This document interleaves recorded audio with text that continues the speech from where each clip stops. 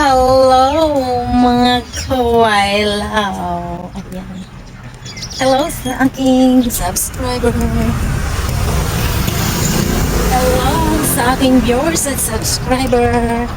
Good morning. Ayan, si Wailaw. Magtatapon tayo ng mismis ng ating mga pinaglutuan. Ayan. Punta tayo sa gulayan. Ayan. O, diba? Ganda ng ating costume today.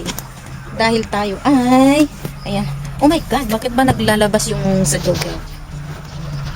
Tingnan mo po, ito yung gulayan ni Amo. Wala pa siyang tanim na gulay. Dahil po ngayon ay papunta na sa winter. Ayan.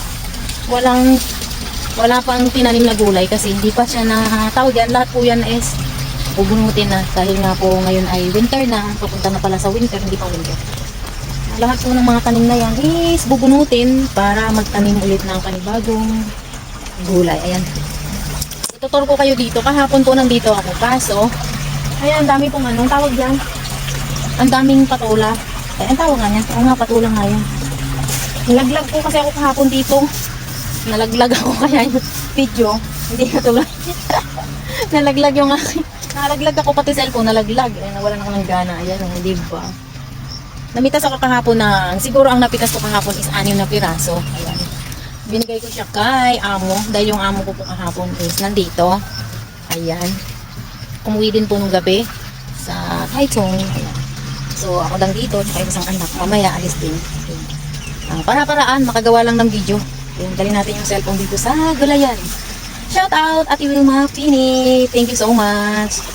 Ayan, napakabuti mo po sa akin. At ayun.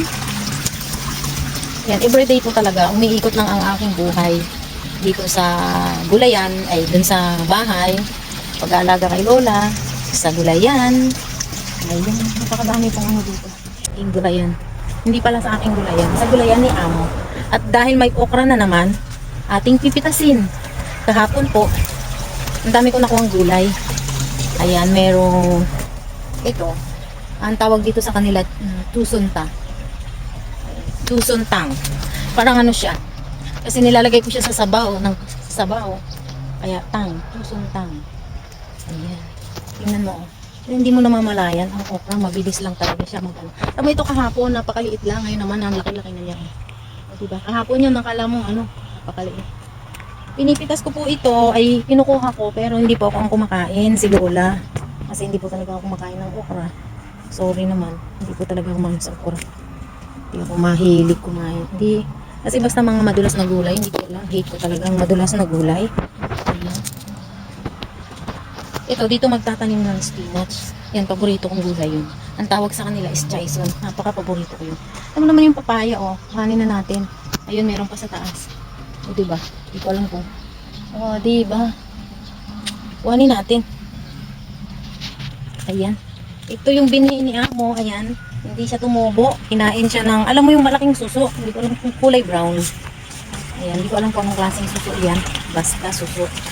Ayan, nandito pala tayo sa gulayan dahil magtatapon ako ng mismis ng aming pinagkainan ni Lola sa buong isang linggo. Ayan. Ayan po, oh. Tignan nyo ha. Napakadami niya talagang bunga. Ayan, nakita nyo po. Ang dami niyang bunga. Pero hindi ko alam bakit hanggang ngayon hindi siya makain-kain talaga. Hindi ko alam bakit hanggang ngayon lumakain. Kung ayaw ko dito sa gulayan, napakarami lang. Kaya nakaganto. Ang ganda ng uniform. Ayan, magtapon na tayo ng ating mismis. Ayan. Ano pa naman. Natakot lang gumawa ng video dito sa gulayan kasi may kanal po. Ayan, baka mamaya malaglag yung aking cellphone. Wala pa namang yung kanal diya. Butas oh. Mamaya malaglag. Palagi pa naman ako nadudulas dito. Lagi akong na-out balance. Lagi akong nalalaglag dyan o sa kanal. Ay, Diyos ko, day. Maya-maya may aalis. Tapos mamayang gabi may dadating. Oh, dadating naman yung isang matandang. Kasama ko dito sa bahay na kinaiinisan ko. Ay, ayan. Kuha tayo ng gulay, ng patola. Nakakita ng patungan, no? Diba? Ayan. Hello sa aking subscriber at viewers. Ayan, thank you so much po. Ingat po kayo palagi. Ayan. shout out din kay Ate Wilma Pinik. Hello ate, good morning. Ayan, ang daming ang dami kong nakuha. Tatlo. Ayan, isa, dalawa. Hanap pa tayo. Tatlo. Diba? Kasi kung hindi, yan na naman tayo. Ay, may tubig. Talaga nakakatakot dito. Kasi para siyang yung lupa. Akala mong matigas, pag apak mo, malambot pala, lulubog ka. Oh my goodness. Ito talaga yung pinatatakutan ko. Baka bumagsak na naman tayo. Ko. Pag nagkakaedad, iba na talaga, no? Ayan, hanap tayo. Ang dami po kasi, sabi nung amo ko, titingalain mo daw sa taas para makita yung bunga. Ayan, okay na. Ayan. Nakuha na natin yung ating dapat kuhanin. Ayan. Ayan na yung isa. Hindi nakita kasi ito. Diba? Ano na siya? Binhi. Ingat-ingat lang pag nagpupunta dito sa gulayan kasi may ahas. Maraming ahas. Lalo pa ngayon, super init. Ayan. Hindi ko alam kung pwede na ito gulayin isa. Ayan. Hindi ko po talaga alam. Meron akong ipapakita. Kasi po, matagal na ito. Hindi ko alam kung anong klaseng prutas ito. Ayan, kung sa atin sa Pilipinas, sinturis ba to? Sinturis po ba yan? Hindi ko alam kung sinturis ito. Kasi December ko pa po ito nakita. Takala ko kalamansi. Ayan, ang dami pa naman yung bunga. Hitik po sa bunga. Ayan. Ayun pa, ang dami niyang bunga. Hitik po talaga sa bunga. Sabi ko, bakit parang hindi siya hindi po talaga malambot, matigas. Kaya hindi ko alam kung anong prutas yan. Hindi ko alam kung bakit isang taon bago makain yata yan. Hindi ko alam. Ayan, ang daming bunga ng talong. Kuhanin ko po yung talong para may ulam kami ni Lola ngayong tanghali. Huwag tayong gunting. Ayan. Sa totoo lang po, tinatamad ako dito. Magba-vlog kasi nga po ang daming chismosa. Ayan. May mga dumadaan. Minsan nakikita ka ng mga dumadaan. Ayan, nagsusumbong. Sabi kay amo, yung wailaw mo palaging nagsiselfone dun sa gulayan. Kasi po dinadala ko talaga minsan yung cellphone dito dahil ito lang yung paraan ko makakapag-vlog ako. Ayan, diba ang daming yung bunga ha.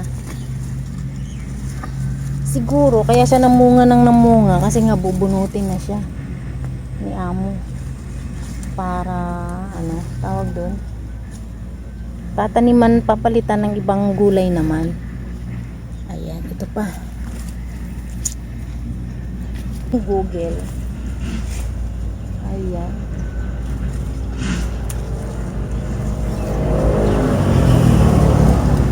Okay.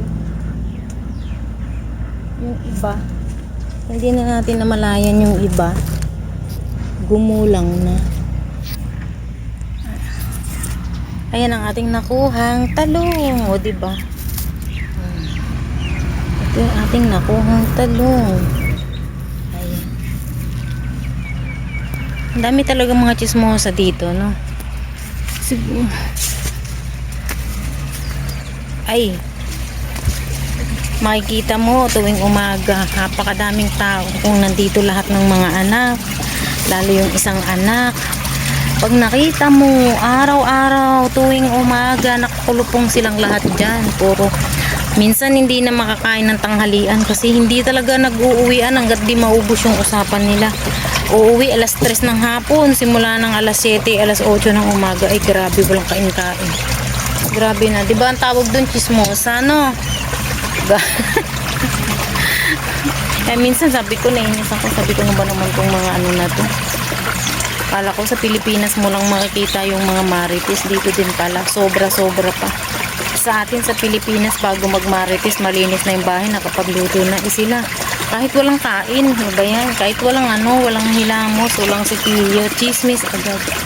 O diba? Ayan, uwi na ako. Mamaya magluluto ko ng tanghalian. Papakita ko rin sa inyo yung aking gagawing video kung anong luto yung gagawin natin. Ayan, thank you so much. Bye. Ingat po kayo palagi. God bless.